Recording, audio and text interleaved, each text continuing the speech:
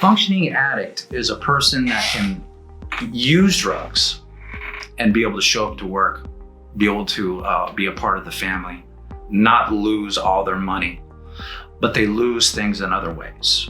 They're losing their self. They're becoming physically dependent on a chemical. They might be at home with the family, but they're vacant from the family. And a good example of that is the guy who drinks and goes to work and comes home and drinks. I'm not hurting anybody, I'm not affecting anybody, but he's absent from the family. So he might as well just be a piece of furniture that's sitting in the living room, not really part of the family unit. That would be my idea of what a functioning alcoholic or an addict is.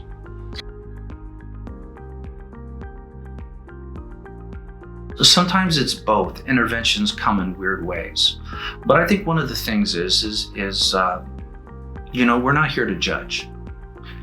If alcohol and drugs made you hurt, if you're not happy with the way that your life's going, if this has become an obsession, if this has taken priority over all the stuff in your life, and if your loved ones are saying, hey, I'm losing the person that I loved, this could be a great option for you. We're here to help people who want the help.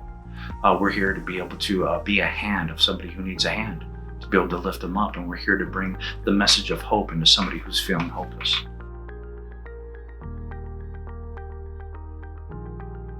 One of the things that we talk about in relapse prevention is trigger and how the brain gets affected after years of use. There was a time when, just like eating ice cream, if I had a piece of ice cream and I said, wow, that's good, my brain stores that memory and I get a dopamine release.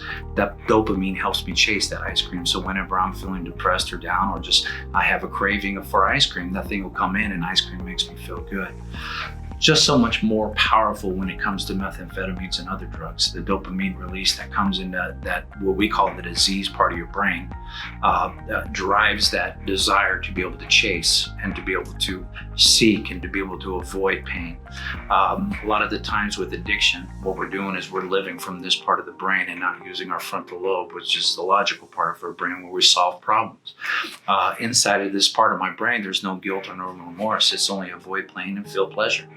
And that's the part where my addiction lives. And the more that I continue to use, the more my neural connections started getting stronger and stronger. And one of the things that we want to do in treatment is start building new neural connections.